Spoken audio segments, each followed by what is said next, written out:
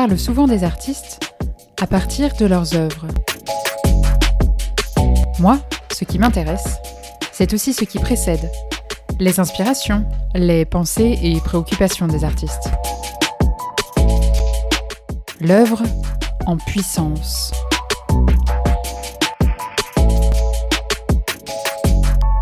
Je suis Oriane Emery et vous écoutez En Aparté, le podcast qui dévoile la face cachée des artistes et de leur création.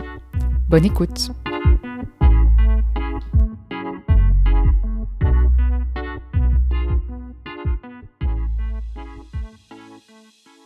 Aujourd'hui, je reçois Rémi Masuel, comédien et auteur. Il a écrit son premier seul en scène, Le voisin de Picasso, où il raconte l'histoire d'un gardien de musée fasciné par le peintre Alexis-Joseph Mazerolle, que tout le monde sauf lui semble avoir oublié. Rémi a fait une école de commerce, il a eu son diplôme et a décidé de renoncer à la carrière dans le conseil plutôt conventionnel qui l'attendait, pour se lancer dans l'aventure artistique et devenir, comme il se décrit lui-même, saltimbanque professionnel. Évidemment, nous avons parlé de son déclic pour se lancer alors que rien ne le prédestinait à ce parcours au départ, de son quotidien aujourd'hui qui ne ressemble pas à celui de ses anciens camarades d'école, et aussi de son processus d'écriture, notamment pour cette pièce de théâtre. Et vous le constaterez vous-même, nous avons aussi bien rigolé, car Rémi est un bout en train inarrêtable avec qui il est parfois difficile de rester sérieux. Si vous voulez savoir comment nous en sommes arrivés à parler en moins de 3 minutes du dernier Christopher Nolan et de Pédiluve, je vous invite à écouter jusqu'au bout cette conversation en aparté. Donc bonjour Rémi. Bonjour. Bienvenue sur le podcast En Aparté. Comme je te dis, tu es mon premier invité, donc je suis très honorée de t'avoir aujourd'hui. C'est le commencement d'une grande aventure. Et pour commencer, je te propose de te présenter de la manière dont tu le souhaites. Alors, moi je m'appelle Rémi Masuel, je suis comédien, j'ai 25 ans, bientôt 26, et puis je fais pas mal d'écriture, de mise en scène, donc je vogue un petit peu sur différents formats, et voilà, là j'ai un seul en scène qui va débuter bientôt à Paris, Le voisin de Picasso, et puis on va être amené à en reparler. Oui, voilà. Tout à fait, on fera une petite rubrique news et actualité. Ce que je voulais aborder en premier avec toi, c'était un petit peu ta vie et ton quotidien d'artiste. Donc, est-ce que tu peux me parler? Donc, je ne sais pas s'il y a une journée type, mais l'idée est plutôt de comprendre un peu comment s'organisent tes projets, comment tu les mènes à bien. Parce que je pense qu'on a tous une vision pleine d'a priori sur la vie de comédien et ce que ça peut comporter. Mais c'est sûrement que la phase immergée de l'iceberg. Donc, voilà, si tu pouvais nous en dire plus. Oui, alors c'est vrai qu'il y a un peu de fantasme, en tout cas on ne sait pas trop. Moi je sais que j'ai beaucoup d'amis qui ne sont pas artistes et qui ne savent pas du tout à quoi ça correspond, quoi. Mais qu'est-ce donc? Qu'est-ce donc cet objet bizarre? Et il y a deux manières de le voir. La première, c'est qu'une journée type, par essence, dans ce métier-là, en tout cas moi, tel que je le vis depuis le début, c'est qu'il n'y en a pas. Et c'est plus par période en fait. C'est-à-dire que tu vas avoir des périodes où pendant un mois, 2 semaines, 3 semaines, tu as l'impression d'être en permanence, à bosser comme un dingue, d'avoir aucun horaire. Et puis il y a des moments où pendant un mois, 2 mois, c'est très calme. C'est très très calme. Okay. Alors après, ce qui est certain, c'est que j'ai pas du tout de notion d'after work, j'ai pas de notion de week-end, non pas que je n'ai pas de week-end, mais je peux avoir un week-end en fait mercredi, jeudi, comme un week-end samedi, dimanche, et finalement l'avantage d'avoir des amis qui ne sont pas là-dedans, c'est que ça se rapproche. Moi je suis autant comédien qu'auteur, donc c'est vrai que quand je suis pas en train de répéter sur mes projets où je suis comédien, j'en profite pour écrire, Donc, ce qui jalonne un petit peu notre vie, c'est les rendez-vous qu'on a avec d'autres artistes ou avec les théâtres. Et c'est en fait à partir de ça qu'on construit sa journée. Mais au niveau mental, en fait, on est en permanence en prise à ça, un peu comme un entrepreneur. Parce que tout est sujet déjà à inspiration, tout est sujet à y penser, à en parler. Et comme on est son propre, entre guillemets, impresario, vu que dès qu'on voit du monde, on en parle évidemment de ce qu'on fait actuellement pour qu'on vienne nous voir. Parce que Évidemment. évidemment. Et ce qui fait que, si tu veux, il n'y a jamais de coupure au sens propre. Et le solfège, par exemple, c'est aussi le grand avantage de ce métier-là, en tout cas moi je le vois comme ça, c'est que tout est sujet à travail. C'est-à-dire que voir un film... c'est une forme d'inspiration. Ouais, bien sûr. Donc, même quand on se détend, ça nous nourrit pour notre travail. Donc en vrai, c'est le plus sympathique des calvaires, quoi. Voilà. C'est bien dit. T'as vu ça? C'est bien dit. Justement, tu disais que tu étais quand même contraint par les rendez-vous que tu avais avec des théâtres, peut-être des personnes, d'autres artistes avec qui créer. Ouais. Est-ce que c'est contraignant par rapport à des moments où toi, tu as une grande inspiration et tu as envie de t'enfermer, par exemple, chez toi pour écrire? Après, je ne sais pas quels sont tes processus et comment tu t'y prends, mais comment tu jongles justement avec ces possibles contraintes, même s'il y en a peu, mais... Alors moi, là où ce qui m'arrange un peu dans cette vie, enfin on en parlera plus tard sur pourquoi cette vie-là actuellement me convient énormément, c'est que il faut être très très souple. D'accord. Il y a énormément de changements de programme, d'adaptation, et c'est aussi le grand plaisir de cette réalité-là, c'est que je ne sais jamais... Chaque jour peut être totalement changé en un espace de 2 heures, et en fait, d'un coup, d'un seul, t'as 3 rendez-vous, 2 répètes qui se greffent, et à l'inverse, tu peux avoir des annulations, donc tout ça est très varié et variable. Mais la chance que j'aime, moi, c'est que j'ai jamais fonctionné avec un fonctionnement où, là, tous les matins, de 8h30 à 11h30, je travaille précisément telle chose. Je travaille quand je dois et quand je peux. Donc, par contre, la grande difficulté que je trouve, moi, c'est de réussir à s'isoler. Parce que la difficulté, c'est que moi, quand je travaille, j'ai énormément besoin de silence. Et même si personne ne me parle, si quelqu'un est dans la même pièce, j'ai énormément de mal à me concentrer. Enfin, c'est difficile à dire, mais il y a un sentiment où il faut avoir une sorte d'être dans une bulle, mais littéralement. Alors en ce moment, la bulle n'est pas forcément un terme très positif. Mais c'est vrai que, c'est plus la difficulté de s'isoler. Et comment tu fais justement pour t'isoler? Alors, je sais qu'il y en a qui travaillent la nuit. Moi, j'en suis pas encore là. J'en suis pas encore là. Tu l'envisages peut-être? Non, mais oui, je l'envisage peut-être parce qu'en effet, le grand avantage, c'est que tu n'es pas sollicitable au sens où ton téléphone va jamais sonner en pleine nuit. Mais la meilleure chose à faire, en fait, c'est de couper son téléphone déjà. Parce qu'on y est un petit peu... Enfin, moi, j'y suis un peu accro, évidemment. Donc, le fait de couper son téléphone, de ne pas le mettre dans la même pièce, quoi, tout simplement. Ça peut être aussi par la musique, ça dépend sur ce que je travaille. Et puis voilà, c'est s'isoler. Très bien. On trouve des moyens. Super. Je voulais parler aussi un petit peu de ton parcours, parce qu'on a fait la même école de commerce. Absolument. Et c'est vrai que pour un comédien, école de commerce, c'est un petit peu original comme étude. Donc j'ai plusieurs questions par rapport à ça. Est-ce que tu savais que tu voulais devenir comédien quand tu as intégré ton école? Et si non, quel a été ton déclic? Alors non, je ne savais pas du tout que j'allais devenir comédien quand je suis arrivé en école de commerce. Et j'ai jamais rêvé d'être comédien, plus largement. Okay. Donc je me suis jamais projeté dans ce métier-là en fait, et il s'avère que j'ai énormément, et aussi avec toi, pas mal joué au théâtre, en improvisation. En fait, je me suis énormément éclaté et épanoui artistiquement en école de commerce, ce qui pareil peut paraître un peu paradoxal quand on connaît pas ça, mais il y a une vie associative très très intense, et en vrai l'école de commerce m'a énormément appris au niveau commerce aussi. Mais on en fait un peu ce qu'on veut en termes de formation. Mais l'aspect artistique est presque venu un peu par hasard, ou en tout cas par opportunité. Alors, c'est-à-dire que l'aspect artistique était une volonté de ma part, c'est que j'ai toujours voulu...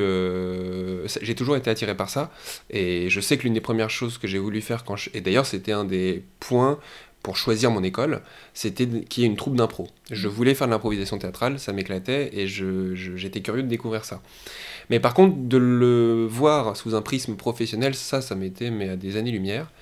Et alors, quel a été le déclic? Il y a eu, en fait, il y a pas mal de personnes qui, à droite, à gauche, quand ils me voyaient sur scène, me disaient, mais qu'est-ce que tu fais en école de commerce? Voilà, bref. Mais à chaque fois, moi, je me disais, c'est bien gentil de faire marrer la galerie, mais d'avoir un jugement professionnel, c'est autre chose. Et d'envisager d'en faire un métier, c'est encore autre chose. Et puis, c'est vrai qu'il y a un moment, j'ai une cousine, Elena, pour pas la citer, qui, je On la l'embrasse. salue. Voilà, on la salue. Qui, je me rappelle à une soirée, donc sempiternelle réponse de ma part en disant oui, mais c'est pas la même chose que de faire. Elle me disait, mais j'en ai marre, pourquoi tu prends pas ce risque-là? De toute façon, tu vas bien devoir te battre pour réussir, que ça soit en entreprise ou ailleurs. Tente ta chance, quoi. Vas-y à fond. Et puis, tant pis si tu rates. Et en fait, elle m'a un peu secoué le cocotier, et c'est vrai que c'était un peu une forme de protection de ma part que de ne pas m'y lancer. Et j'ai décidé à ce moment-là, j'avais une césure, donc une année où on fait un peu une sorte de break avant la dernière année d'école de commerce. Et j'avais un stage à Londres en cabinet de conseil en stratégie, donc très intéressant aussi, parce que je voulais faire ça plutôt. Et je me suis dit, les 6 autres mois, au lieu de reprendre un stage dans une entreprise, je vais faire 6 mois dans un théâtre à Paris, dans un cours de théâtre professionnel, le cours Cochet. Et je vais envisager les deux comme 2 projets professionnels. Et puis j'ai eu ma réponse. Chemin A ou chemin B. A, chemin B. Et oui, j'ai eu ma réponse. Mais c'était... en fait, c'était surtout la nécessité de me confronter à un regard professionnel. Je m'attendais pas à ce que les gens me disent vas-y à fond, t'es le meilleur. Mais je voulais savoir si les gens me disaient fais pas ça. Ça va être chaud. Ouais, un conseil, le fais pas. Tu vois, j'attendais juste que d'une part ça, et aussi d'envisager pendant 6 mois ce qu'allait être un quotidien si, en effet, quelle allait être ma vie si je me lançais là-dedans. Et d'une part, cette vie-là m'a énormément épanoui, et d'autre part, personne m'a dit que je me trompais, quoi. Ok. Donc c'était plutôt la bonne nouvelle. Donc, tu as eu un très bon retour pendant ce cours-là, enfin ces cours. Pareil, est-ce qu'il y a eu un déclic ou c'est plutôt un process au bout de ces 6 mois où tu t'es dit, bon, je suis plutôt dans la bonne voie, je m'éclate et j'ai envie d'essayer? En fait, ce qui m'a plu là-dedans, c'est que... Alors moi, j'ai jamais été brillantissime en cours, j'ai toujours été juste au-dessus de la ligne rouge. Donc, c'est-à-dire que... Le fameux 10.1. Absolument, c'est-à-dire que moi, j'avais tendance à être un peu nul en premier trimestre, je redressais suffisamment la barre au deuxième pour pas être inquiété au troisième. Et en gros, quand il y avait 40 personnes, j'étais 29e, quand il y avait 30 personnes, voilà, j'étais toujours au-dessus de là où ça chauffait et ça squeakait.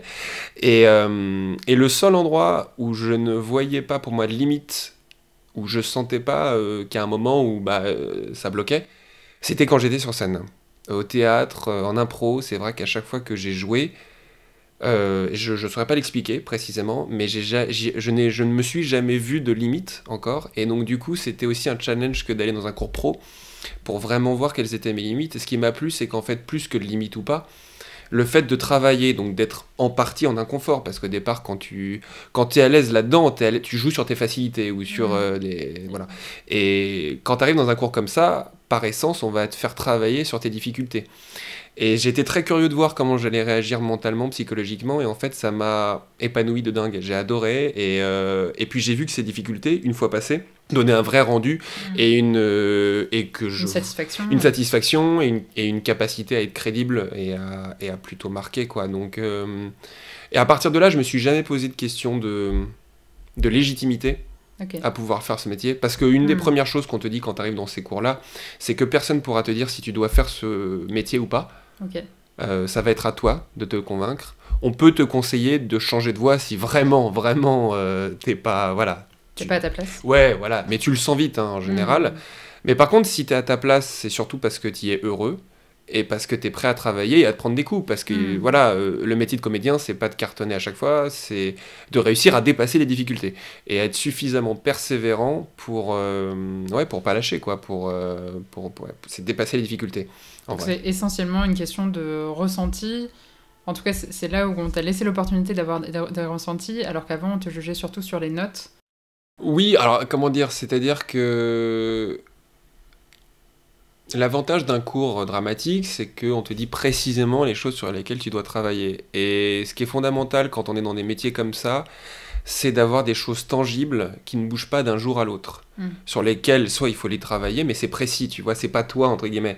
La difficulté, c'est quand tu sors de scène et on te dit « Ah, t'as été génial » ou à l'inverse « Ah, j'ai pas du tout aimé, t'as été nul », et en fait, tu sais pas précisément sur quoi te poser pour dire bah j'ai été génial parce que ou j'ai été nul parce que. Et sur quoi exactement et donc du coup de fait est-ce que ça vaut le coup que je retravaille ou est-ce que vraiment voilà je peux pas et ce détachement moi m'a énormément plu, m'a énormément aidé et ouais j'ai jamais été frustré en cours mais j'ai toujours senti paradoxalement que c'était pas là où je devais mettre mon effort max. Tu vois ce que je veux dire ? Ouais. C'est-à-dire que j'ai un problème un peu psychologique, c'est que je suis passionné par les choses dès lors qu'elles ne sont pas nécessaires pour moi d'avoir des bonnes notes. C'est-à-dire que j'ai adoré la lecture une fois que j'étais plus en prépa. Ce qui est débile, hein, mais bon, c'est comme ça. Mais je suis pareil, c'est marrant. Tu vois ? Et même, ça va plus loin, c'est-à-dire que, par exemple, là, je fais beaucoup de théâtre. Et bah, mes sources d'inspiration sont beaucoup plus le cinéma, la musique, les livres, plutôt que le théâtre. Et je sais que si j'étais plus sûrement à jouer au cinéma, et bah, malheureusement, je pense que j'aurais beaucoup plus d'appétence dans le théâtre ou autre en termes d'inspiration. Mais je sais pas t'expliquer, tu vois, mais j'ai... Et donc du coup, bah, c'est vrai que oui, dès que j'ai le sentiment d'être contraint à quelque chose par intérêt, genre il faut lire ce magnifique chef-d'œuvre parce que tu vas avoir une bonne note, ça me coupe tout plaisir, et donc voilà. Et une fois que j'ai aucune contrainte à le lire et qu'en fait c'est purement inutile, entre guillemets, même si on s'entend que c'est loin d'être inutile, et ben j'adore ça, quoi. Lorsque tu choisis à 100% de te dédier... Et ça revient un petit peu sur le choix que j'ai fait là, c'est que j'ai énormément besoin d'avoir le sentiment que j'ai choisi ce qui m'arrive. Voilà, c'est aussi... Donc pour toi, la vie d'artiste, c'est un choix que tu ne regardes pas aujourd'hui ? Non, du tout. Non, vraiment pas. Et même là, avec Est-ce que tu crois que c'était une vocation ? C'était nécessaire ? Par exemple, physiquement, par rapport à tes expériences en entreprise, même si tu en as eu... Bon, t'as pas des années d'entreprise, non, mais les stages peuvent aussi... Est-ce que tu as eu ce ressenti-là de mon besoin de liberté est tel que je ne pourrais pas vivre dans un bureau de 8h à 18h tous les jours Alors en fait, il y a deux choses. La première, c'est que c'est vrai que ceux qui me connaissent le savent, j'ai toujours tendance à être attiré par là où les gens ne vont pas. Donc tu vois, par essence, c'est vrai que c'est vrai que j'ai un peu ce principe de contradiction qui est très ancré en moi, mais depuis tout petit, hein. Et c'est vraiment pas conscientisé. C'est-à-dire vraiment, c'est naturel. Ouais, c'est-à-dire que je vois les choses qui me plaisent et je me rends compte en général que les choses qui me plaisent, pour la plupart, c'est souvent parce qu'elles sont différentes de... Voilà. Moi, quand je vois toute une troupe qui va à gauche, c'est vrai que je serais plus curieux d'aller à droite. Pourtant, je suis pas spécialement agoraphobe, mais par rapport à l'entreprise, ce qui est pas terrible du tout, mais je suis convaincu que j'aurais été bon en entreprise, mais je pense que je n'y aurais pas été heureux. C'est ça. Et en fait... plus qu'une question de vocation artistique, c'est cette vie-là qui, je pense, moi, me convient et était faite pour moi. Et cette vie-là, c'est cette vie où, en fait, il y a des jours où je peux totalement librement avoir le sentiment de pouvoir aller lire ou sortir ou que sais-je, et puis des jours où je vais bosser de 8h jusqu'à 2h du matin, et des semaines entières où je vais bosser très fort, d'autres moments où je vais me relâcher. Mais ce côté incertitude et hors de la routine me convient parfaitement à ma nature. Parce que je ne supporte pas de faire des choses ou de devoir faire des choses ou devoir être à des endroits pour le simple fait qu'il faut que ça soit comme ça. Surtout lorsque c'est pas forcément justifié. Oui, c'est-à-dire que moi j'ai besoin d'un sens très précis à tout ce qu'on me demande. Et il y a ça, et puis l'autre fait qui me pousse à me dire que c'est le bon choix, c'est que j'adore la responsabilité que j'ai par rapport à mes propres réussites ou échecs. Je travaille énormément avec d'autres personnes, je suis pas du tout le responsable à 100% de ce qui m'arrive, du tout, loin de là. Mais par contre, je sais que si je me trompe, eh ben, y a que moi, si tu as blâmé, et je vais jamais être dépendant de quelqu'un au-dessus de moi qui, par politique, par intérêt, par que sais-je, ou voilà, m'aura bloqué. Et moi, ça m'évite, si tu veux, de devoir me dire, bah, si j'ai pas réussi ça, c'est par la faute des autres. Ce côté, la faute des autres, moi, me... T'as plus l'impression d'être maître de ton destin. Oui, c'est ça, c'est ça. Et ça, c'est quelque chose où j'ai toujours eu besoin d'avoir le sentiment d'être maître de mon destin, quoi. C'est une phrase très belle, ça on dirait un super-héros. C'est un peu cliché, mais je comprends totalement. Ouais. C'est hyper intéressant. Pour continuer sur l'aspect un peu commerce, aujourd'hui, il n'y a pas que la phase de je lis, je m'inspire, je fais des répètes. Il y a ici, tu parlais d'être ton propre impresario. J'imagine qu'il y a aussi cette autre phase de la vie d'artiste. Est-ce que tu peux nous en parler un petit peu plus en détail et peut-être, est-ce que tu vois des choses qui ont été intéressantes dans tes études, qui te servent aujourd'hui et qui font que finalement ton parcours a une certaine continuité logique? Ce qui est très drôle, c'est que oui, c'est-à-dire que je suis entré en prépa, j'avais pas du tout l'idée de devenir comédien. Je suis entré en école de commerce, non plus, j'avais pas l'idée. Et en fait, actuellement, dans ma vie de tous les jours, je vois à quel point ces deux formations-là ont été super importantes pour ce que je suis aujourd'hui et la manière dont j'aborde les choses. Parce que j'avais quand même l'intuition que même s'il y avait un côté artistique, il y avait quand même un business derrière et qu'il y avait une nécessité, si tu veux en vivre, de comprendre quelques variables économiques. Mais je pensais pas que c'était à ce point, finalement. Okay. Mais pas négativement, en fait. Mais je pense que si tu vis mal ça, c'est difficile de pouvoir en vivre. Ou alors, t'es dépendant des autres. Mais moi, comme la plupart de mes projets, j'en suis le porteur, toutes ces fonctions économiques, je suis obligé de les embrasser, d'une certaine manière. Et ça me dérange pas. Et en fait, oui, c'est-à-dire que t'es comme dans une start-up. Pour faire une comparaison à la mode. Mais c'est très vrai, c'est-à-dire que déjà, il y a une chose très dure pour tout artiste, très dur, on s'entend, on a des grandes chances par ailleurs, mais tu es le propre vendeur de toi-même. Tu es ton propre responsable commercial. Et pour quiconque, c'est très très dur de se vendre soi-même. Et là, en fait, ce que tu vends, c'est toi. Donc déjà, il y a le rapport à l'image, il y a le rapport à plein de choses, en plus de ça. C'est pas évident. C'est pas évident du tout. C'est même très compliqué. Et plus tu réussis, et plus tu essayes de demander à d'autres personnes de le faire pour toi. Déjà parce que c'est plus impactant, et en plus de ça, parce que ça t'évite de tomber dans un mélange narcissique ou difficile. Mais bref, toujours est-il que par rapport au projet que moi je porte, j'ai besoin de réfléchir en termes marketing, en termes commerciaux, parce que comme toute entreprise et ton produit, il est ce qu'il est, même s'il est artistique et la finalité est artistique, sans communication, sans manière de penser ton produit, les gens vont pas venir. Que ça soit à Paris ou ailleurs, et il faut pas voir ça comme une insulte ou comme une saleté par rapport au côté artistique. En fait, je pense que c'est là où ça a été le plus grand changement mental pour moi. J'étais pas en opposition à l'entreprise, mais c'est vrai que ça m'a jamais passionné, les côtés feuilles Excel et tout ça. Et en fait, c'est parce que j'avais pas vu la finalité pour laquelle tu le fais. Et là, si tu veux, la finalité, pour moi, c'est un projet artistique. Donc pour moi, il a de la valeur de parler d'un certain sujet, d'émouvoir des gens. Donc toute fonction un petit peu moins sexy, qui peut être de budgéter un projet, de faire un listing de toutes les personnes qu'il faut contacter, faire une stratégie de communication, tout ça ne devient plus un petit peu le côté amateur sympa, c'est le pote artistique, mais tu envisages vraiment ça comme un truc où à un moment, il faut que chaque détail compte, et il faut bombarder en termes d'information, être très stratège sur la manière de viser quel théâtre. Et puis, toute personne qui gère un théâtre ou qui est producteur d'un spectacle, son but c'est quoi ? C'est que le spectacle il soit rentable. Bien sûr. Tu vois ? Donc c'est bien gentil de lui dire ton spectacle il va révolutionner le monde. Lui, ce qui lui importe, c'est que tu lui garantisses qu'il va pas lui coûter trop cher et qu'il va lui rapporter de l'argent. Et voilà. Et donc, mais comment dire ?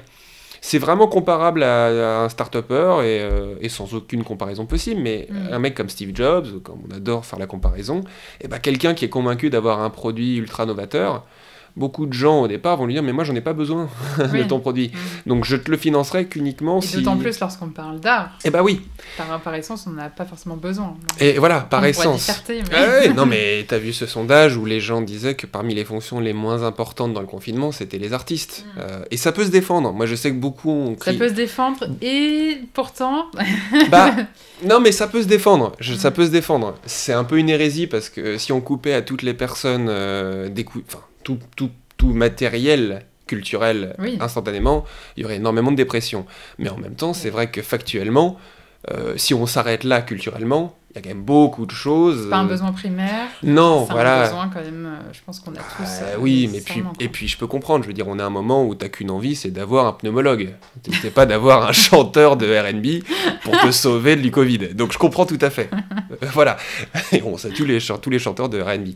Mais pour revenir au sujet, c'est vraiment, ouais, ça a été un changement important de vision. Et j'ai remarqué en fait qu'il y a une vraie séparation parmi les artistes entre ceux qui voient ça de manière vraiment loin d'eux, comme une insulte, ou en tout cas, ou même qui l'envisagent, mais qui se disent, bah moi j'ai pas eu cette formation, et je suis même un peu coincé par rapport à ça.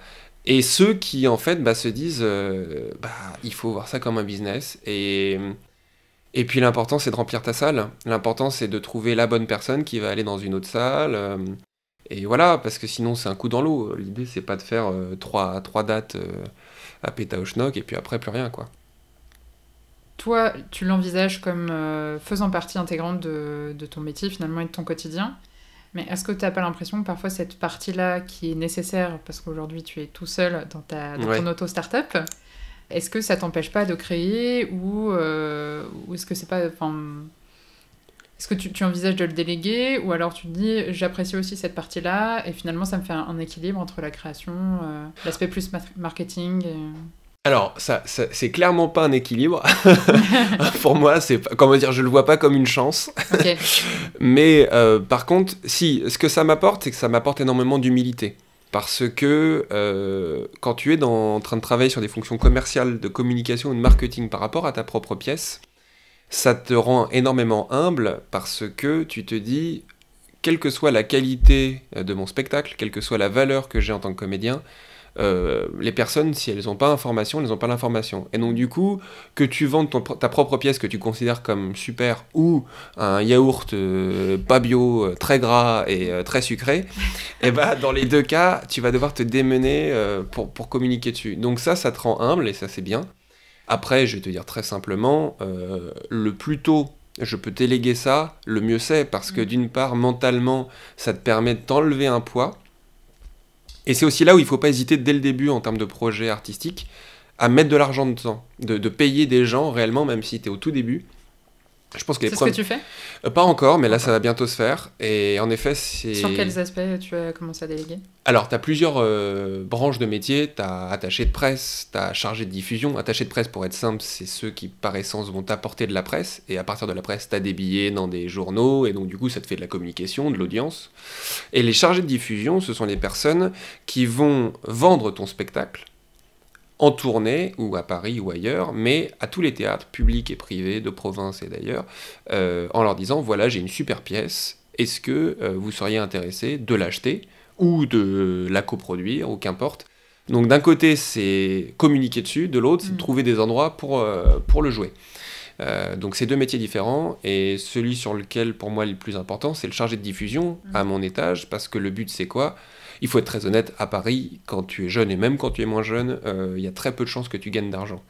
Il y a plus de 50% des troupes à Paris, on ne le sait pas, hein, mais plus de 50% des troupes à Paris jouent à perte. D'accord. Jouent à perte parce que, de fait, pensent être rentables, ou en tout cas à l'équilibre, alors qu'ils ne payent pas leurs comédiens. Or, ça, c'est faux. Voilà. Donc, ce qui fait qu'une troupe à Paris qui paye ses comédiens et qui arrive à dégager de l'argent, il n'y en a pas 25. Et pour avoir fait un petit peu une petite expérience dans une grande boîte de production parisienne, même les spectacles très gros, par essence, sont dans des plus grandes salles et donc ne sont pas plus rentables. D'accord. Voilà. Donc, Parce qu'il faut la remplir.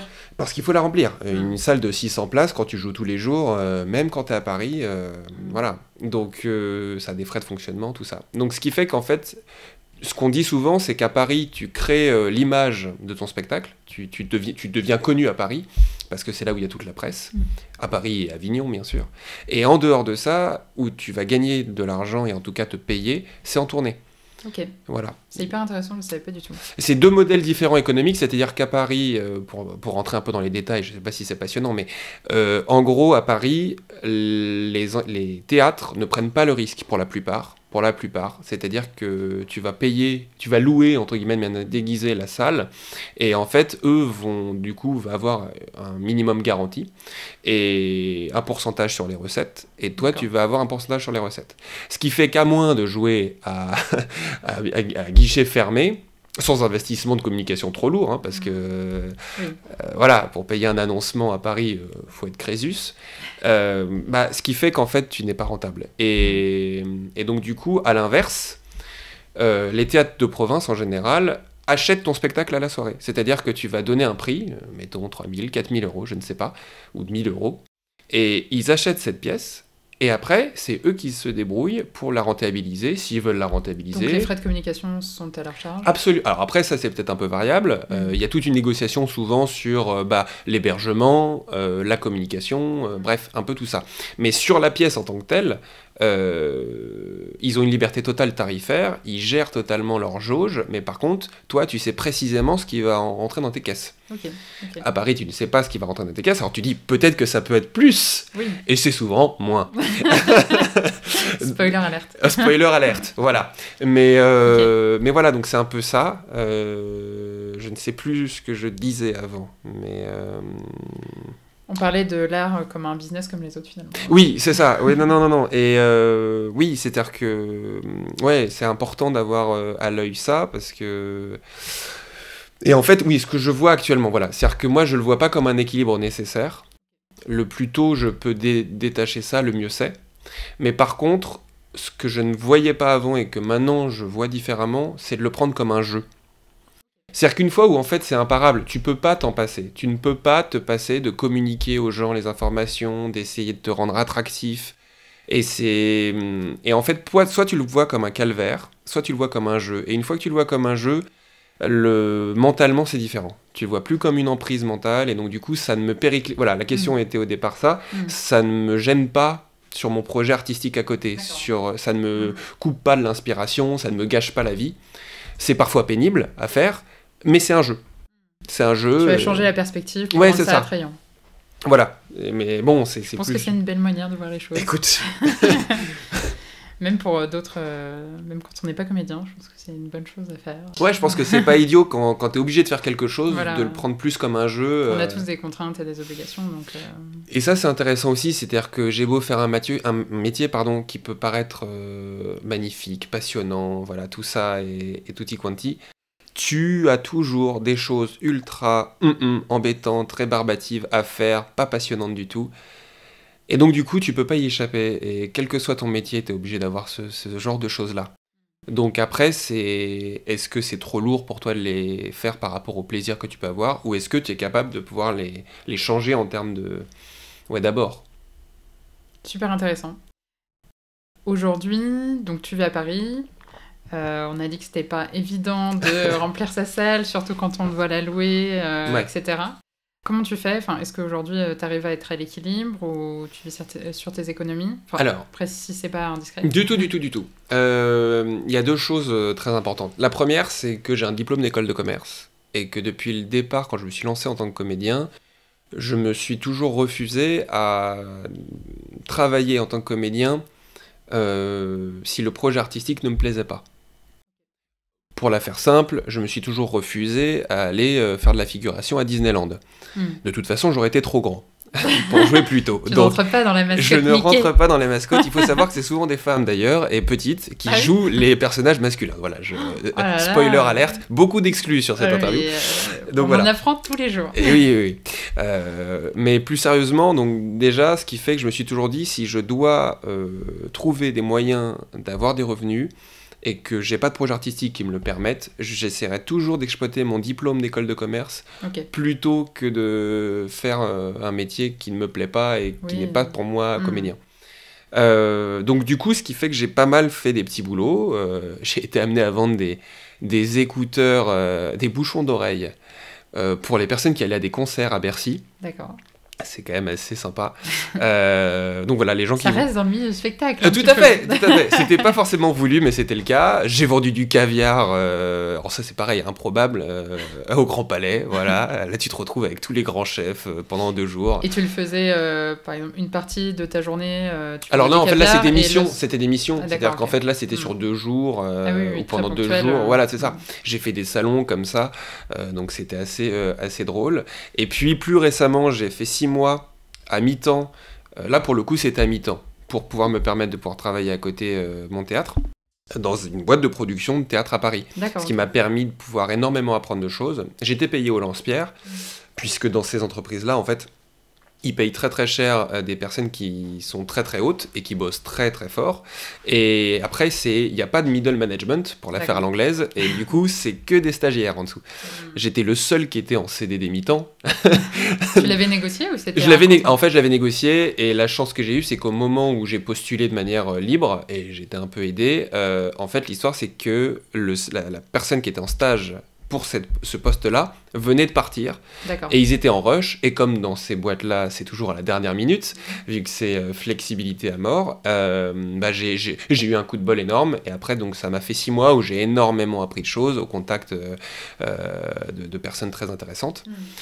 Oui, pour le coup, c'était alimentaire, mais ça Ouais, t'a permis d'en apprendre un petit peu plus c'était sur- un alimentaire intéressé, parce Voilà. qu'en fait, tu vois, c'était pas, je bossais pas dans une boulangerie, quoi. J'étais au cœur du réacteur, et ça m'a énormément appris sur le côté business. D'accord. Et sur le fait d'en faire un jeu. Parce que là-dedans, c'est que ça. J'ai passé ma vie à travailler pour des pièces où tu te dis d'extérieur, mais ils doivent cartonner, des one-man shows, des trucs où tu te dis, mais il y a une communication de dingue, ça doit cartonner. Et en fait, non. C'est le nerf de la guerre, il faut remplir ces salles. Et donc, tu appelles très ciblé des publics par rapport au sujet.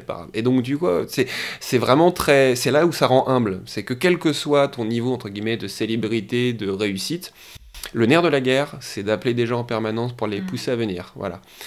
Donc j'ai fait ça. Et puis plus récemment, j'ai trouvé un moyen quasi idéal où, en gros, je travaille pour une entreprise, pour la faire simple, qui fait de la mise en relation entre clients, quoi. C'est pas spécialement passionnant, mais le travail est intéressant. Tu passes ton temps à faire du phoning. Mais l'avantage, c'est que je suis juste sur mon téléphone, enfin mon ordinateur. J'ai juste besoin d'avoir une connexion internet. D'accord. Et je peux être partout. Et ils sont très très sympas, très organisés et souples, et très compréhensifs. Ils savent que c'est vraiment alimentaire pour moi. Et donc du coup, je m'adapte énormément, et eux s'adaptent très bien à parfois des changements d'horaire. Il y a des jours entiers où je vais pas travailler pour eux, des moments où je vais travailler pour eux complètement. Et la grande chance et le luxe ultime que j'ai, c'est que je peux ne pas avoir à payer de loyer parce que je vis dans un studio qui appartient à ma famille, et c'est un luxe ultime. Et au départ, j'aurais pu me dire, de quel droit je me lance dans un métier comme ça alors que j'ai des conditions matérielles très entre guillemets luxueuses, au sens où tu payes pas de loyer, tout ça. Et en fait, je me suis dit, quelqu'un qui n'aurait pas cette chance-là d'avoir ça, si on lui proposait, banco, il le ferait.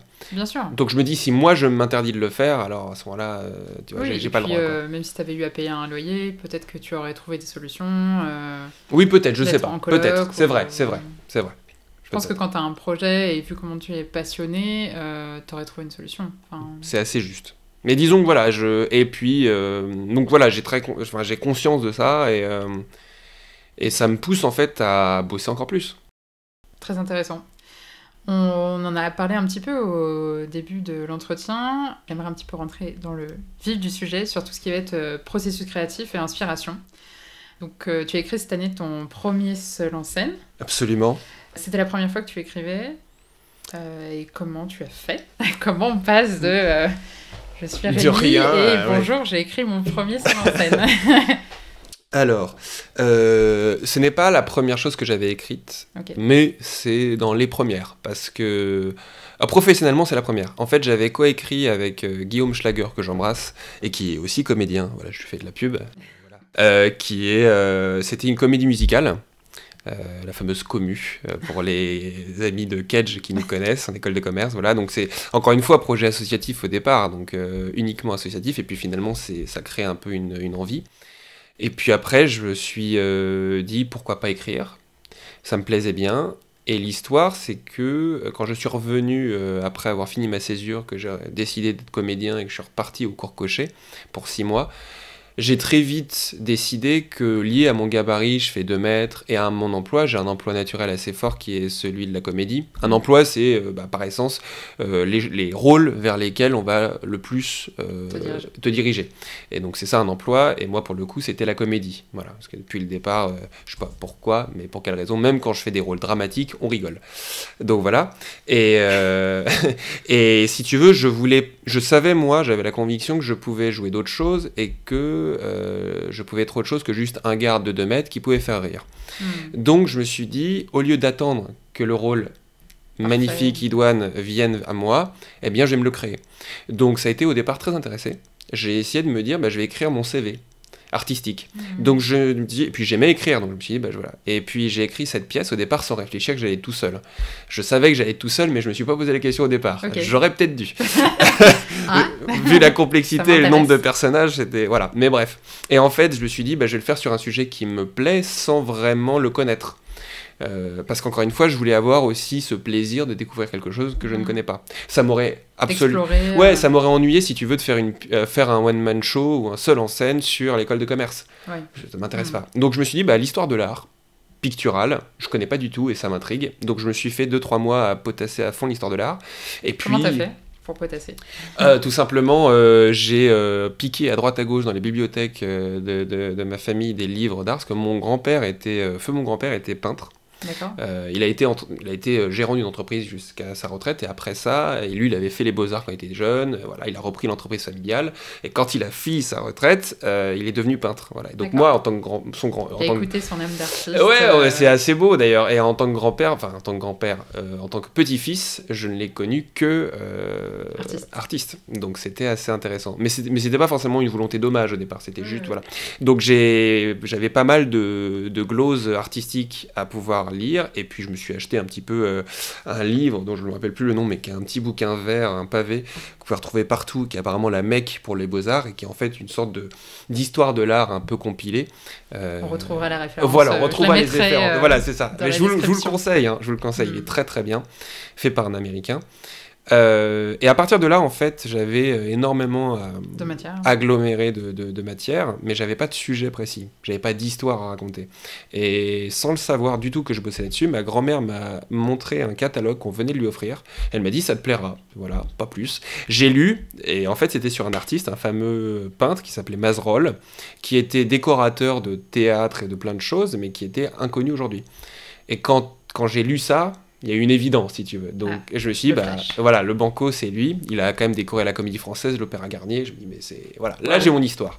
Donc, j'ai essayé de compiler tout ça, de le concentrer, en faire une pièce. J'ai été énormément aidé dans ce processus d'écriture tout au long par mon metteur en scène, Marie-Caroline Morel. Et en fait, l'histoire, c'est qu'à partir du moment où j'avais toute cette glose, à chaque fois que j'écrivais le scénario, des parties rédigées, dialoguées, elle me faisait des retours en permanence, et ce qui m'a permis en fait de vraiment, entre guillemets, assécher mon écriture et ne plus écrire ce qui me fait plaisir, mais écrire une histoire. Okay. Donc ça, c'était très intéressant. Comment ça se passait concrètement? Tu écrivais une scène ou Alors, ouais, ça... Et après, tu essayais de le jouer? Non. Non.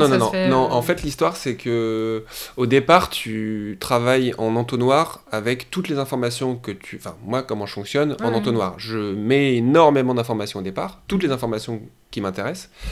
J'essaye de faire une structure, une sorte de squelette d'histoire, avec le point de départ, le point d'arrivée, par où je veux passer, et j'essaye de faire rentrer toutes les infos qui m'intéressaient et que je voulais communiquer à l'intérieur de ça.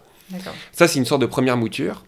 À partir de là, on dialogue, mais vraiment on dialogue après avoir eu un scénario où en fait je sais que il faut que cette scène elle passe par là, il faut qu'on se dise tac, tac. Donc je dialogue ça. Marie-Caroline vient me barrer la moitié des choses, je repars en écriture et ainsi de suite. Et donc ça fait une sorte de navette comme ça. Et à quoi ça ressemble? Est-ce que c'est une sorte de grand plan Alors moi, tu parles de squelette, mais concrètement... concrètement, moi je travaille surtout sous forme de plan, sous forme un petit peu... Avec tes personnages? Ouais, c'est-à-dire que d'un côté je construis mes personnages, et de l'autre, moi ce qui m'importe surtout c'est l'histoire. Donc après tu travailles sous forme d'arc narratif, c'est-à-dire d'évolution de personnages, ils partent d'un point A, ils vont à un point B, par où ils passent, pourquoi ils ont besoin de passer par là et pas ailleurs. Tout ça, je te dis ça paraît très fluide en fait, c'est très long et on apprend. Je prétends pas connaître parfaitement la manière d'écrire, mais bon, À l'heure actuelle, c'est comme ça que je fonctionne.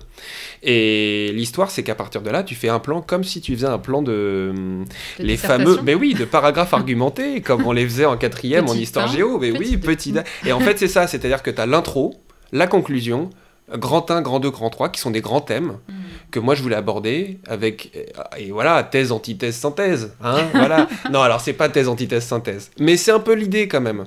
Intrigue. Ouais, non mais oui, non mais c'est un peu ça, c'est un peu ça. Et une fois que j'ai vraiment, mais dans le détail, un truc très matriciel, je dialogue. Et l'idée du dialogue, en fait, toute l'idée du dialogue, c'est que tu ne le sentes plus ce plan, mais qu'en fait, il apparaisse à la fin comme faisant que tout a un sens. C'est le décor. Absolument, ça doit être la chose qui doit être la moins visible, en même temps la plus fluide. La plus fluide et la plus absorbée, quoi. Et après, à partir de là, quand on a à peu près 6-7 scènes, parce qu'évidemment tout n'est pas facilement dialogué. Et puis il y a des points blancs, c'est-à-dire qu'il y a des moments où tu te dis, bah là je sais que je dois aller d'un point A à un point E, mais j'ai pas le BCD, quoi. Donc bon, et à partir de là, tu le joues, tu le répètes, et une fois que tu le répètes, tu repars en écriture, parce que tu dis tout ce qui était génial en écriture, mais en fait il faut réduire pas mal, parce qu'en fait quand tu le passes dans le texte en lecture au théâtre, ça te paraît beaucoup moins impactant. Ouais. Donc ça aussi. Et puis après, en fait, tu découvres tes personnages. C'est très organique, en fait. Et quand j'en discute avec d'autres personnes qui écrivent, c'est vraiment très organique. C'est-à-dire que tu as ton idée préconçue de là où tu veux aller. Et en fait, c'est les personnages, je t'assure, c'est les personnages qui vont te dire où tu vas aller, in fine. Okay. Parce que les personnages vont finalement prendre leur place, leur épaisseur, leur existence. Et à partir de là, ils vont donner tout le sens, sans que tu le saches, ou alors c'était inconscient, à la direction où doit aller ta pièce et ton histoire. Super intéressant. Et ça, c'est fascinant. Est-ce que c'est eux, parfois, qui te donnent les réponses de ton BCD qui te manquait ou... C'est tout le temps eux. C'est tout le temps eux. C'est tout le temps eux. C'est-à-dire que tu les joues, et à partir de là, c'est très difficile à comprendre, c'est une sorte d'abstraction, mais une fois que tu les joues, ils prennent corps, et en prenant corps... Ils vont avoir des traits de caractère, ils vont évoluer en termes d'interprétation.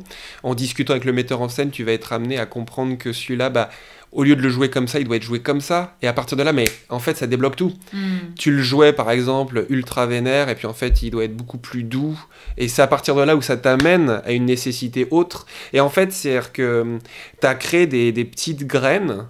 Et par contre, juste en arrosant, c'est beau tout ce qu'on dit là. Bref, non mais c'est magnifique. Et en vrai, c'est un peu ça, c'est-à-dire que tu arroses. Il y a des moments où tu te trompes, des moments où il y a des fausses pousses, et puis en fait, ouais, ils prennent leur propre place.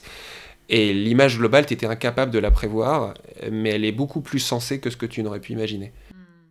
Donc tu te laisses surprendre par ta propre Totalement. œuvre, en fait. Et puis c'est jamais fini. Je veux dire, par exemple, moi, donc cette pièce, donc pendant 6 mois, on l'a travaillée, on l'a écrite, on a fait une soirée pour la financer, donc on l'a jouée une première fois.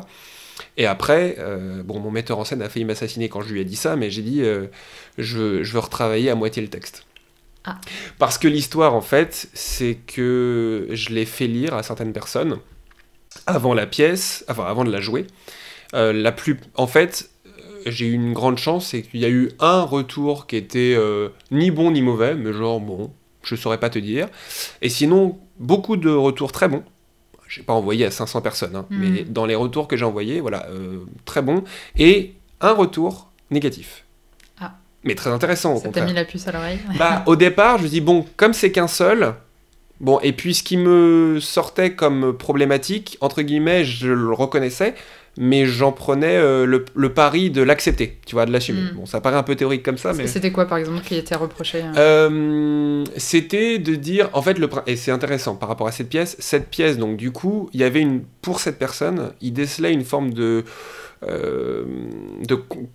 d'affrontement, de collusion, entre d'un côté une pièce à tiroir de plein de petites scènes artistiques qui touchent au milieu de l'art, à ce que c'est que d'être un artiste, voilà, donc qui touchent à la grande histoire de l'art, et puis le personnage qui était censé faire le fil rouge, et dont on est censé raconter l'histoire, qui était le gardien de musée, dont moi, en tant qu'interprète, je savais quelle était toute son histoire, mais que je ne considérais pas à l'époque utile de l'expliquer et de l'expliciter. Et lui me disait, ce retour-là, me disait, mais en fait, nous, ce qui nous intéresse, c'est soit tu nous fais tout un truc par tiroir, soit tu nous fais vraiment l'histoire de ce gardien de musée. Mais tu peux pas faire les deux. Et moi, j'étais très prétentieux et je lui ai dit, je reconnais tout à fait, je suis assez d'accord avec toi, mais là où tu vois que c'est un problème, moi, j'y vois plutôt une hybridation très géniale. Mais non, mais en tout cas, je me disais, je veux tenter le pari, puis je l'avais jamais joué, voilà. Et en fait... En le jouant. Non, mais en le jouant, j'ai eu plutôt des super retours. Personne ne m'a pointé du doigt ça. Mais par contre, a posteriori, j'ai eu un deuxième retour qui pointait la même difficulté. Et là, je me suis dit, 2, ça suffit. 2, c'est suffisant. Et donc, du coup, à partir de là, et puis moi, j'avais eu 6 mois, 1 an quasiment de respiration entre la première écriture. Donc, j'avais beaucoup plus de liberté de pouvoir le retravailler. Et de prise de recul aussi. De prise de recul, et j'en étais beaucoup plus convaincu et d'accord. Et à partir de là, je me suis dit, bah oui, je vais le retravailler. Et cette histoire, en fait, dont je parle, c'est le gardien de musée. Et comment j'ai eu le déclic? C'est parce que, en résumant ma pièce aux personnes qui me demandaient, mais sur quoi est ta pièce? Et ben en fait, à chaque fois, j'en venais... à force d'en parler, tu réduis à quelle est vraiment la substantifique moelle. En 2 mots, et ben en 2 mots, c'est l'histoire d'un gardien de musée. À chaque fois, je commençais comme ça. Alors qu'avant, je disais, c'est l'histoire de Mazerolles, qui était un peintre inconnu, connu mais pas connu. Et en fait, t'as créé le pitch, en fait. C'est ça. Et en vrai, quand tu vois, les gens sont intéressés non pas par Mazerolles, ils sont curieux de Mazerolles, mais ils sont beaucoup plus intéressés par un gardien de musée qui leur parle de Mazerolles. Et puis, c'était l'histoire que je voulais raconter, in fine. Mais il m'a fallu du temps, parce qu'au départ, c'est mon metteur en scène qui m'a imposé ce gardien de musée. Moi, je cherchais pas forcément à lui raconter une histoire, à celui-là. Donc voilà. Super intéressant. Très intéressant, en tout cas, sur je suis désolé, je pourrais en parler pendant des heures et des heures. Non, mais on peut continuer. Comment tu écris, quel est le processus créatif, on en a bien parlé. Et si on parle maintenant un petit peu plus d'inspiration, donc tu disais c'est inspiré presque par tous les arts en dehors du théâtre. Est-ce que... Ce qui n'est pas recommandable. Hein. Ce qui n'est pas recommandable, non, mais pourquoi c'est quand même, comment dire... si tu fais un gâteau aux pommes, même si tu veux pas t'inspirer des autres gâteaux aux pommes, faut quand même savoir comment ça fonctionne un gâteau aux pommes. Tu vois ce que je veux dire? Bon. C'est une approche. C'est une approche. Qu'est-ce qui t'inspire en ce moment ou en tout cas, qu'est-ce qui t'a inspiré pour le voisin de Picasso, peut-être? Alors, pour l'écriture propre, donc pas tout ce qui est construction de toute la matière, hein, mais pour vraiment l'aspect artistique au sens propre, c'est-à-dire l'écriture, l'histoire, j'ai une musique. Moi, en fait, ma seule passion réelle, c'est la musique. Le théâtre n'est pas une passion, j'adore le théâtre, mais c'est pas une passion. Je pourrais très bien vivre sans, je pourrais pas vivre sans musique. Je passe ma vie à écouter de la musique, depuis que je suis tout petit. Et c'est une chanson qui s'appelle Je ne te vois plus, de Feu Chatterton, qui est un groupe français que j'aime énormément, qui est un des rares groupes français qui chante en français qui, moi, me plaît. Et c'est la première chanson de leur dernier album, qui s'appelle L'Oiseleur. Je recommande l'album, et particulièrement celle-là. Et en fait, quand j'ai écouté cette musique, ça a été une évidence pour moi. C'est très... Ça a résonné. Ouais, c'est-à-dire que c'est très impudique ce que je dis là, parce que c'est très difficile c'est toujours très difficile à expliciter une sensation. Mais disons que voilà, c'était une évidence pour moi que cette musique englobait tout mon sentiment par rapport à ce que je voulais mettre dans cette pièce, artistiquement, émotionnellement. Donc ça a été pour moi le premier titre, Je ne te vois plus. On en a bien changé, et là ça a été toute une histoire aussi. mais en tout cas, c'est une musique qui a énormément tourné dans ma tête pendant que j'écrivais. Qu'est-ce qu'elle t'inspire justement en termes d'émotions, de sensations peut-être Alors, en fait, pour ceux qui l'écouteront, c'est une musique qui au départ débute très doucement, avec des limites, on ne sait pas si c'est des bruits de pluie qui tombent, on ne sait pas trop ce que c'est, mais c'est, voilà, et c'est une montée progressive comme ça, mais inarrêtable, et il y a une forme d'énergie comme ça, exceptionnelle, qui s'en dégage, je trouve, quelque chose de totalement inarrêtable, et en même temps, une forme de mélancolie, parce que cette énergie est vaine. J'ai le sentiment à travers ça, et c'est le titre de la chanson qui s'appelle Je ne te vois plus, qui moi me touche beaucoup et qui synthétisait ce que je voulais dans cette pièce, c'est-à-dire une énergie dingue, une envie de partager plein de choses, ce gardien de musée haut en couleur qui donne envie de s'intéresser à tout ça, et sans spoiler, la fin de la pièce amène à quelque chose où il y a une forme, si ce n'est de quelque chose d'inévitable, et ça se finit pas sur un happy end, on va pas le mentir. Mais ouais, c'est-à-dire que ce côté, c'est pas vain, mais il y a quelque chose qui ne peut pas être inversé, et qui en demeure quand même très beau et très exaltant. Je sais pas comment te le dire, tu vois. C'est bien décrit. Bon, je connais pas la chanson, mais j'ai envie de l'écouter. Voilà, j'espère surtout qu'elle sera pas décevante. Dire bon, c'est pas du tout exaltant, mais voilà. Non, en tout cas, moi, c'est comme ça que je l'ai ressenti. D'accord. Et c'est cette chanson qui a été une vraie révélation pour toi. Ouais, en fait, c'est celle. Ouais, c'est-à-dire qu'au moment où je travaillais cette pièce, ça a été vraiment cette musique qui. Je suis très vite. Ouais, c'est ça. C'est la couleur, entre guillemets, tu vois, les mecs un peu... ouais, c'est la couleur que je vais mettre dans la pièce, tu vois. C'est un bleu magenta, tu vois. Tu parles comme un vrai artiste. Ouais, c'est ça. Non, c'est vraiment par petites touches. Non, mais voilà, c'était vraiment la musique qui synthétisait tout ça. Et plus largement sur les inspirations, j'ai pas du tout voulu m'inspirer de films sur le musée ou de... Je voulais pas du tout m'inspirer... Il y en a beaucoup. Il y en a beaucoup. Il y a des pièces, tu vois, par exemple, on m'a parlé d'une pièce a posteriori et je n'ai toujours pas voulu la lire, mais je la lirai, de Thomas Bernhardt. Pareil, je ne sais plus le titre, mille excuses, mais qui se passe dans un musée. Aussi... Très troublant, 1 an après l'écriture de ma pièce, est sorti le livre de David Fuenquinos qui s'appelle Vers la beauté, et qui raconte l'histoire d'un gardien de musée. Je n'ai pas voulu le lire non plus, donc on ne m'engueulera pas parce que j'aurais piqué les idées. J'ai voulu pas du tout m'inspirer là-dessus. Par contre, j'ai énormément lu sur la matière, et puis après, c'était aussi beaucoup plus sur apprendre comment structurer un scénario. Et par exemple, un film qui a été très important, c'est La La Land, que je n'avais aucune envie de voir, parce que tout le monde a bassiné au moment où c'est sorti. C'est génial, c'est génial. Et moi, pour te donner l'exemple de Comme tout le monde l'avait vu, tu ne voulais pas le voir. Voilà, principe de contradiction oblige. Tout le monde va à gauche, j'ai qu'une envie, c'est d'aller à droite. Donc, de manière générale, dès qu'il y a quelque chose d'énorme et qui sort et qui est super à voir, tu peux être sûr que je le verrai pas dans les 2 ans. Et voilà, et 2 ans après, je me suis dit, là, c'est le bon tempo, je peux le voir, parce que plus personne m'en parle. Là, c'est bon, voilà. Et je l'ai vu, et j'ai adoré. Alors, je sais que ce film est clivant, mais moi, je l'ai adoré, et je l'ai adoré parce que je l'ai trouvé très inspirant sur... J'ai senti, alors pour ceux qui ne l'ont pas vu, vous le verrez, vous comprendrez, mais pour ceux qui l'ont vu, me comprendront, j'ai trouvé à travers ce film, j'ai compris que donc Damien Chazelle, qui est le réalisateur, avait voulu faire un film sur le jazz, et sur ce qu'était la vie de jeunes comédiens, artistes à Hollywood, mais que tout ça, au lieu de t'en faire un cours, ou au lieu de te le mettre au premier niveau, il te raconte une histoire d'amour qui peut paraître totalement banale, mais déjà, c'est pas parce que l'histoire d'amour peut paraître banale qu'elle ne peut pas être magnifique, et c'est pas parce qu'une histoire d'amour a été vue et revue qu'elle ne peut pas être réussie. Tout à fait. Voilà. Et au-delà de ça, ça met au second plan le jazz et la vie, les vicissitudes des jeunes artistes, et néanmoins, ça les fait ressortir encore plus fort.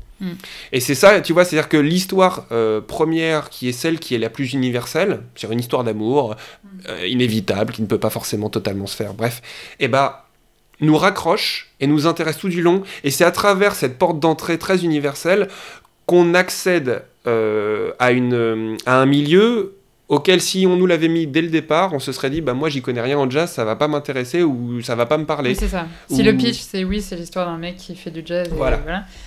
Mais moi j'ai adoré le film aussi d'un point de vue image et cinématographie. En fait, j'ai l'impression de voir un peu les ficelles cinématographiques, mais qui marchent. Ouais. Les musiques, des chorégraphies, les décors, les costumes. Bien sûr. Et moi, c'est ça aussi que j'aime dans le cinéma.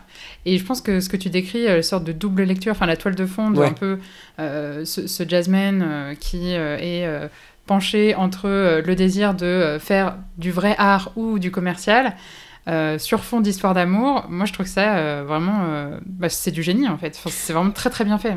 Ouais, j'ai trouvé ça brillant, et ça faisait vraiment écho à ce que je voulais raconter dans ma pièce, c'est-à-dire l'un des sujets, pour moi, qui est immuable par rapport à la vie d'artiste, c'est la permanente difficulté de se dire, est-ce que j'en fais mon métier, j'ai réussi à en vivre, et jusqu'à quel point j'accepte, entre guillemets, des compromissions. Je dis entre guillemets parce que c'est vraiment selon la perception de chacun.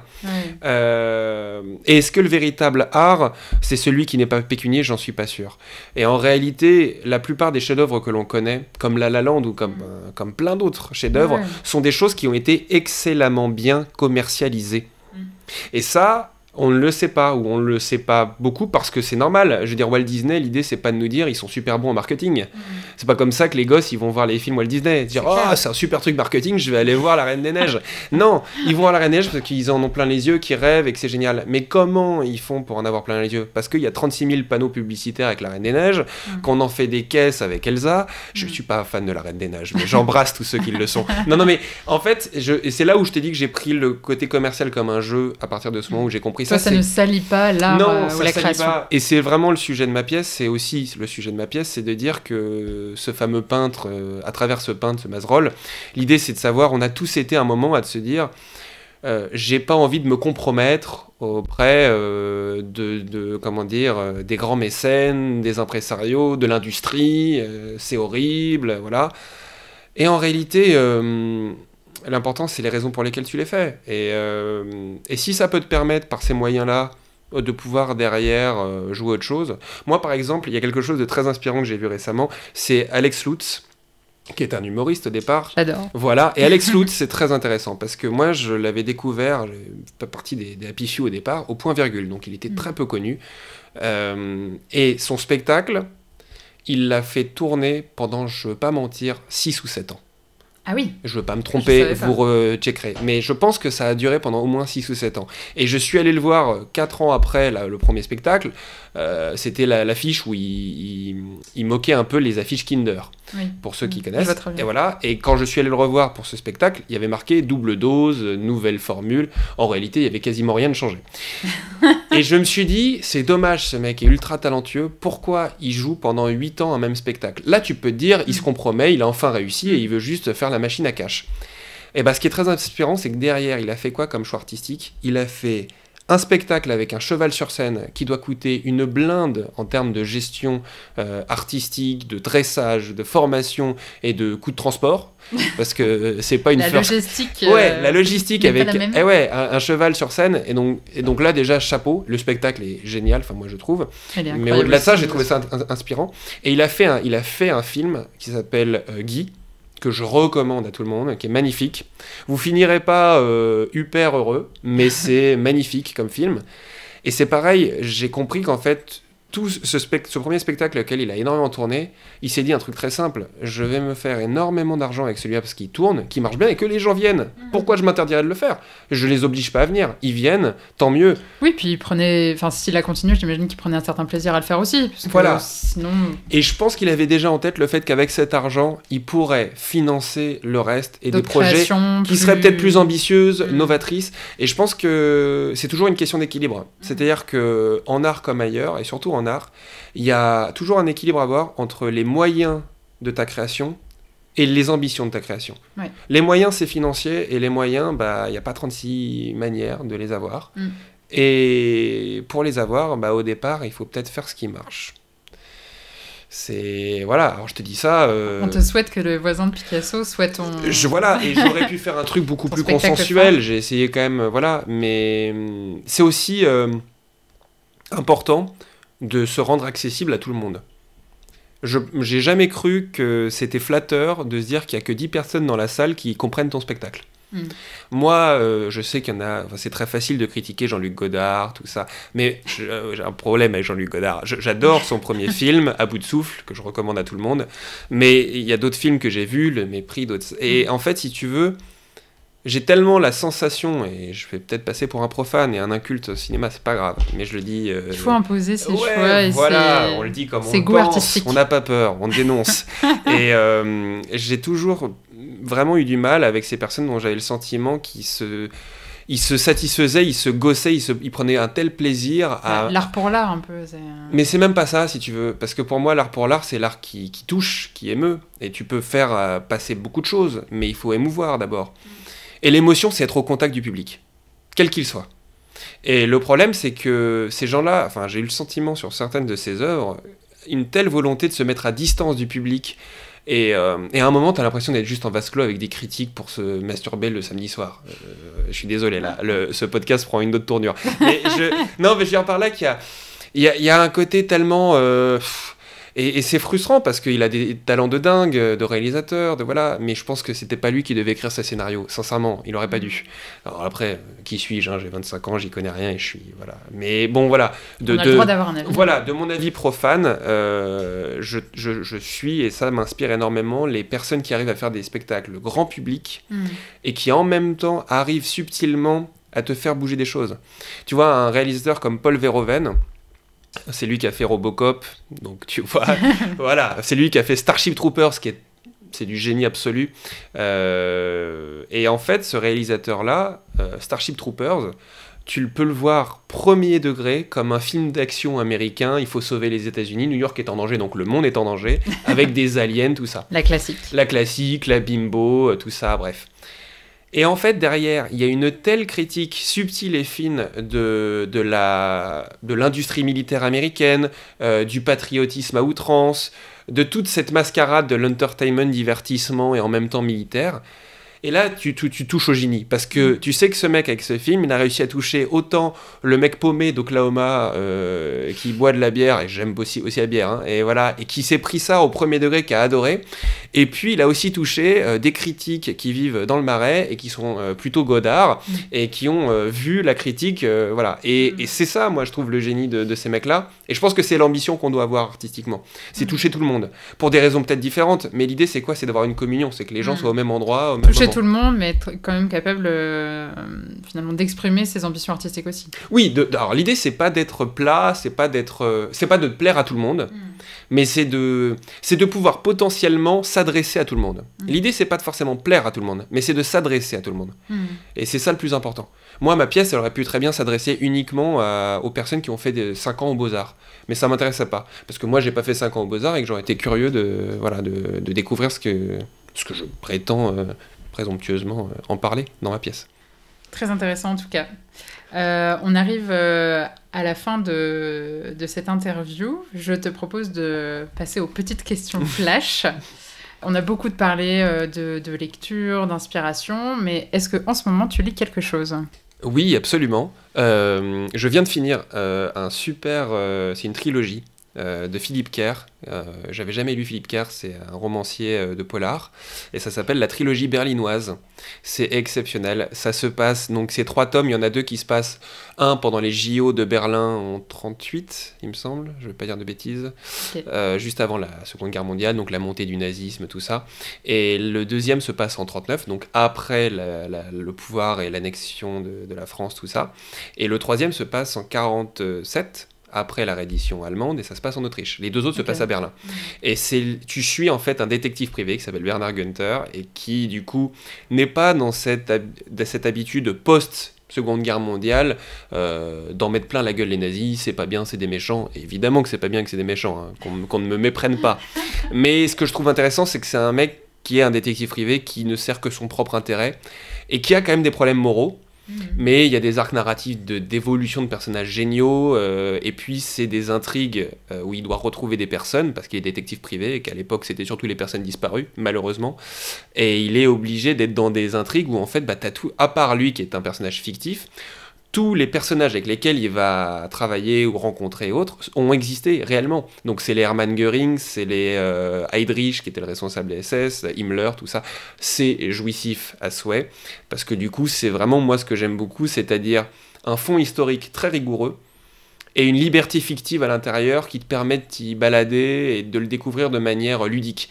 Alors bon, c'est difficile de dire ça quand on parle de l'Allemagne nazie, mais je t'assure que tu as un plaisir immense à le lire.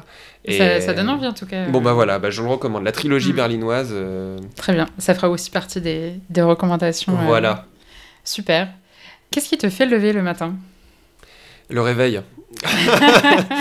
Je me pose pas cette question, et c'est plutôt positif en fait. Je ne me pose pas la question, je me lève parce qu'il faut se lever, en fait. Et par contre, il ne m'arrive jamais de me dire j'ai aucune envie de me lever parce que ma journée va être chiante, horrible, dure, j'ai pas envie de cette journée. Ça, par contre, ça m'arrive jamais. Et je pense que c'est mon plus grand luxe. Mais pour le reste, non, je me dis jamais aujourd'hui j'ai la patate, quoi. Je suis pas de cette nature, si tu veux.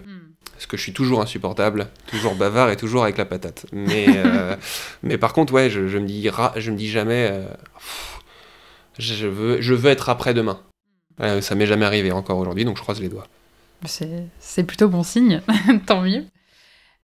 Qui admires-tu le plus ? Ah, c'est dur cette question. Il y a une réponse un peu évidente, mais... Bah si, bref, voilà, on va le dire en premier, il y en a plein d'autres. Alors je vais dire 2, tu m'autorises à en avoir... Allez, 2. 2.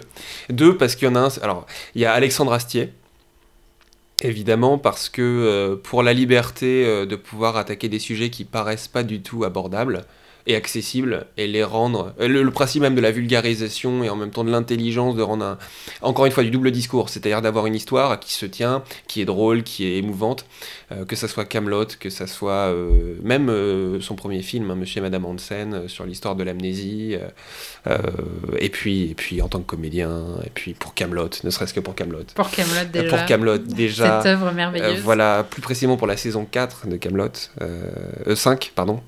5, là où il remet l'épée dans le... Voilà, là on a marché de niche, mais voilà. En fait, c'est la saison la plus sombre. Les vrais comprendront. Ouais, parce que c'est la saison la plus sombre, et c'est la plus géniale, je trouve, personnellement. Paradoxalement, la plus drôle. Et d'où l'intérêt, en fait, d'avoir toujours une tragédie qui se trame. C'est toujours plus propice au rire, en fait, d'avoir un vrai drame. Et le problème des comédies qui marchent pas, en général, c'est des comédies où il n'y a pas d'enjeu.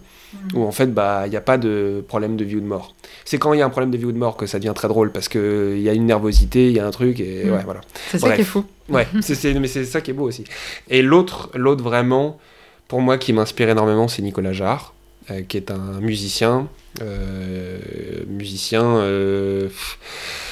c'est le seul artiste, alors moi du coup parce que c'est de la musique, donc c'est ce qui m'inspire le plus, et en fait Nicolas Jarre c'est un artiste, si tu veux, où je n'en suis pas à me dire ce que je vais écouter de lui, est-ce que ça va me plaire ou pas.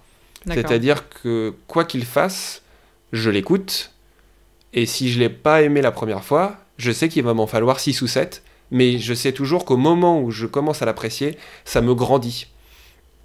Donc voilà, il y a des choses comme ça assez fascinantes avec Nicolas Jarre, et je recommande un film qui malheureusement là, est sûrement bientôt terminé, de Pablo Larraín, qui est un réalisateur chilien, qui a réalisé No sur le référendum sous Pinochet, qui a fait le film sur Jackie Kennedy, qui s'appelait Jackie, et là qui a fait un film qui s'appelle Emma, sur une danseuse chilienne de reggaeton.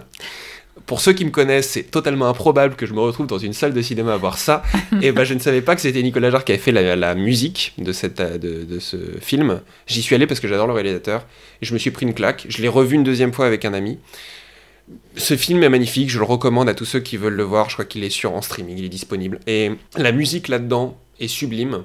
Et Nicolas Jarre, c'est un musicien qui fait à 80% des musiques instrumentales. Et moi... Je suis beaucoup plus touché par les musiques instrumentales, parce qu'elles me permettent vraiment...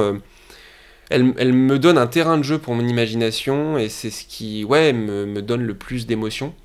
Et c'est quelqu'un de tellement inspirant par rapport au risque qu'il prend, à la vision qu'il a. De toute façon, Astier comme Jarre sont des artistes qui ont une vision réelle de ce qu'ils veulent faire, de ce qu'ils ont fait, et du monde dans lequel on vit. On n'est pas forcé d'être d'accord, mais j'aime bien ces personnes qui se passent leur temps aussi à se remettre en question, qui commencent par toujours se dire qu'est-ce que moi je peux faire différemment, voilà, et qui sont pas très moralisateurs. C'est une approche que tu essayes d'avoir aussi ? Je pense toujours qu'il est beaucoup moins payant d'essayer de dire aux gens ce qu'ils font est mal et voilà ce qu'ils devraient faire, plutôt que de dire moi j'essaie de faire ça, ou ce personnage-là il galère là mais je vais essayer de le faire passer par là. Et après, vous prenez ce que vous voulez. Mais j'ai jamais... Déjà parce que moi, je fonctionne pas comme ça. C'est-à-dire que si tu me dis qu'il faut faire les choses comme ça, tu peux être sûr qu'à 90%, je les ferai pas comme ça. Ça, je pense qu'on a compris. On a compris, voilà, on a compris. Et donc, du coup, j'essaye d'éviter cet écueil quand je crée et quand j'écris. Voilà. Très intéressant. Est-ce qu'il y a quelque chose qui t'a fait rire récemment ? Oui. Ça peut être quelqu'un qui tombe dans la rue.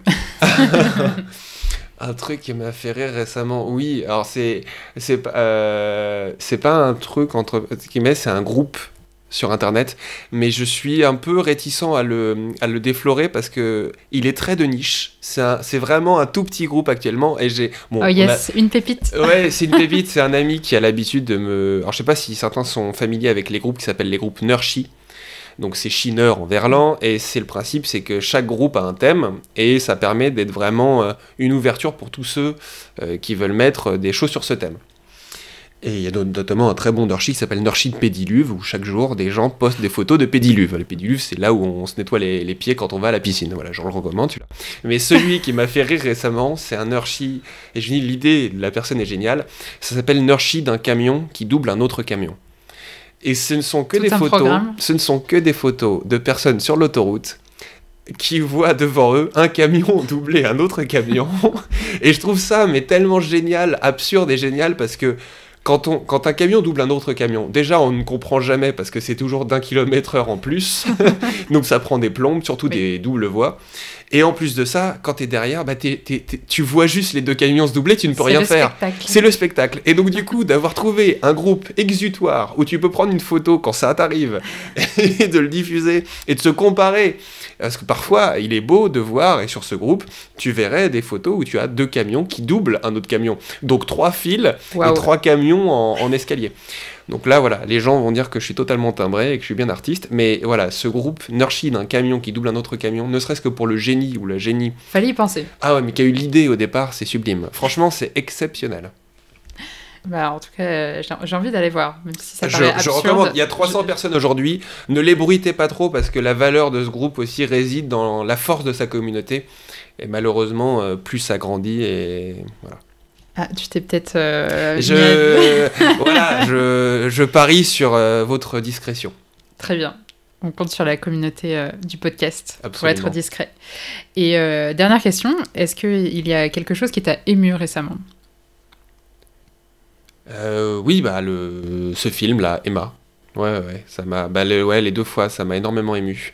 Donc on le recommande doublement. Oui, non, ça m'a... Et puis, alors, désolé, je court-circuite un peu, mais un autre film ultra inspirant récemment que j'ai vu, c'est Tenet, de Christopher Nolan, qui m'a ému aussi, moins peut-être qu'Emma, mais qui m'a surtout ultra touché en tant qu'artiste sur la liberté d'un mec comme Christopher Nolan, qui a tout cartonné, qui a fait Interstellar, qui n'a aucun problème, entre guillemets, de célébrité, de succès, de moyens pour faire ses films, qui a des énormes budgets, donc quand même une grosse pression, et qui s'autorise à prendre un risque en faisant, je trouve, un film où il a une idée de départ qui est une abstraction assez dingue de penser qu'on peut matérialiser plus tard dans le futur un mouvement inverse au mouvement normal, c'est-à-dire que la cause arrive après la conséquence, et non pas avant. Voilà. C'est l'œuf et la poule. C'est l'œuf et la poule. Et ce qui est assez ultra inspirant, c'est que j'ai eu le sentiment qu'il a eu cette idée, cette ambition, et il a dû se dire, je pense, très vite, parce que je connais un peu Christopher, Chris pour les intimes, Chrisou, que cette idée, cette abstraction, cette ambition de faire une histoire autour de ça, allait le dépasser. Cette idée était géniale, mais elle allait le dépasser, qu'il allait pas réussir à la maîtriser. Or, Nolan, dans tous ses films, il maîtrise parfaitement. Et là, c'est la première fois que j'ai eu le sentiment qu'il y a un moment où le film, il perd le contrôle de son film. Mais j'ai trouvé ça tellement inspirant et beau de se dire, un mec comme ça, qui a tout réussi, qui a plus rien à démontrer, sortir de sa zone de confort, et s'attaquer à un sujet qui va être casse-gueule, et d'ailleurs, il s'en prend assez plein dans la tête par des critiques qui disent « Oh, il s'est perdu », voilà. Bah, je trouve ça ultra inspirant. Il y a une forme de beauté aussi. Il y a une forme de beauté à être humain et à se dire « J'ai beau avoir 500 millions de budget, ça reste un truc humain, et j'essaye de... » Et c'est un peu comme si tu préparais, je sais pas, moi, une tarte le dimanche, et t'acceptes le fait que tu puisses te tromper, mais au moins tu essayes. Et en plus, je trouve qu'à 90%, il réussit son pari. Mais avant, c'était 100%, c'était parfait, et il te battait, entre guillemets. Et là, le sujet l'a battu, je trouve, c'est personnel. Il s'est mis un petit peu à découvert. Ouais, et j'ai trouvé ça, et je l'ai jamais trouvé aussi humain en tant que réalisateur, et j'ai trouvé ça ultra inspirant en tant qu'artiste. Parce qu'on se dit souvent, non, mais je peux prendre des risques quand je suis là, mais une fois qu'il y a des budgets, des trucs, je peux pas trop prendre de risques. Lui, il en a plus rien à faire, quoi. Il y va, quoi. C'est chouette en effet que des artistes dont la notoriété n'est plus à refaire acceptent encore de prendre des risques Et accepte aussi de se prendre des critiques. Ouais, puis surtout avec la magnitude de la résonance que ça peut avoir. Et puis je suis certain, mais j'ai eu la conviction en sortant du film, que le scénario en tant que tel, tu l'aurais proposé à un Spielberg, à un Scorsese, ils t'auraient dit non. Tu vois, ils auraient dit non, ça, il y a que des raisons pour que je me casse la gueule là-dedans. D'accord. Tu vois, et c'est là où j'ai trouvé ça ultra inspirant. C'est qu'un mec comme ça se dise, bah c'est pas grave, on se cassera peut-être la gueule, mais au moins on y va quoi. Oui, c'est le courage artistique. Avec ma caméra et mon couteau. Pour ne pas... effrayer les plus jeunes d'entre nous. Ou les eunuques, qu'on salue. On salue beaucoup de personnes dans ce podcast. Ouais, énormément. Il y aura beaucoup de cases dédiées sur la description, en tout cas, de l'épisode. En tout cas, merci beaucoup pour cet échange, Rémi. C'était hyper riche. En plus, on a plein de recommandations de livres, de films, de musique. J'ai hâte d'aller écouter et voir tout ça.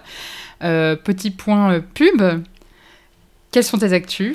Oh là là, c'est beau, c'est beau, Où est-ce qu'on peut te retrouver si on veut avoir de tes nouvelles ? Oui. Les nouvelles de tes projets ? Alors, déjà, sur Facebook, sur Instagram, Rémi Mazuel, M-A-Z-U-E-L, voilà, donc c'est assez accessible. Actuellement, j'ai la chance de pouvoir reprendre donc Mon seul en scène, dont on a parlé, là, le voisin de Picasso, sur Mazerolles, sur ce gardien de musée qui parle de Mazerolles. Ça commence au théâtre de la Contrescarpe, qui est un superbe théâtre.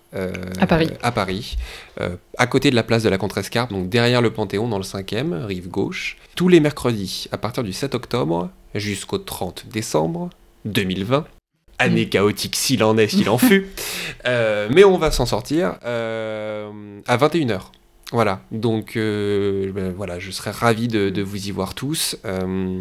Et puis voilà, moi je diffuse, j'ai aussi une newsletter qui s'appelle le Bulletin du Saltimbanque, une fois par mois, et qui permet un petit peu, alors l'idée de cette newsletter, c'est autant de parler de mon actualité que de donner des recommandations à chaque fois d'une pièce que j'ai vue, ou qui se joue, qui est sympa, ou d'un livre, ou d'un truc, et puis de faire un cours.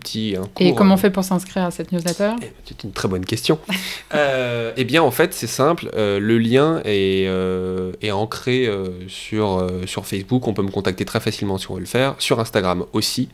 Donc voilà, les informations sont assez accessibles. Très clair. Et merci encore, Rémi. Et on ira tous te voir au théâtre de la Contrescarpe très bientôt, à partir d'octobre. Merci infiniment. Et je complète un petit peu l'actu. Il y a un court-métrage qui s'appelle Saltimbanque, qui n'a rien à voir avec le bulletin du Saltimbanque, qui est porté par Duncan Talouette, qui est un comédien, ami, et Clément Surcouf, qui est réalisateur. Et le court-métrage a été fait. N'hésitez pas à taper Saltimbanque sur... Il est pareil, il est en lien dans tout ce que j'ai mis, sur YouTube. Faire des vues, ça nous apporte énormément de visibilité et c'est important. Et en gros, la série, on essaye de la faire acheter. Donc si quelqu'un connaît les producteurs à OCS, Ciné-Série et autres grands producteurs de télé en France, nous sommes vendeurs, ou plutôt acheteurs. Donc voilà, n'hésitez pas. N'hésitez pas, je pense que c'est une belle conclusion. N'hésitez jamais et merci beaucoup de m'avoir accueilli. Avec grand plaisir, à bientôt. C'est encore moi. Merci beaucoup d'avoir écouté ce premier épisode jusqu'au bout. J'espère qu'il vous a plu. Et si c'est le cas, n'hésitez pas à le recommander autour de vous en le partageant à 1 ou 2 personnes, ou même plus. En tout cas, ça m'aide beaucoup pour faire découvrir le podcast au plus grand nombre, donc un grand merci à vous. Pour ne rien manquer sur la sortie des prochains épisodes, vous pouvez me suivre sur les réseaux sociaux en tapant en.aparté.podcast sur Facebook, Instagram et LinkedIn. N'hésitez pas aussi à m'écrire via ces réseaux pour me dire ce que vous avez pensé de ce premier épisode. Je suis vraiment preneuse de tous vos retours. Vous pouvez également me partager des recommandations d'artistes que vous aimeriez que j'interviewe dans ce format et pourquoi pas me mettre en contact avec eux si vous les connaissez. D'ici là, je vous souhaite une très bonne journée ou une bonne soirée et je vous dis à très bientôt pour de nouvelles conversations en aparté.